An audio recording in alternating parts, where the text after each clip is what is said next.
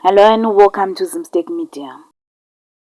Movement for Democratic Change MDC leader Senator Douglas Monzora is celebrating a proud family milestone after his son Takutswa Monzora graduated with a master's degree in artificial intelligence. In a post on social media, Senator Monzora congratulated his son for graduating with flying colors and said it made the family proud. Photos shared by the senator showed Takutswa in academic regalia alongside other graduates during what appears to be a special convocation ceremony for foreign students. Artificial intelligence is one of the fastest growing fields globally, and Takutswa's achievement adds to the growing number of Zimbabwean youths excelling in STEM fields abroad.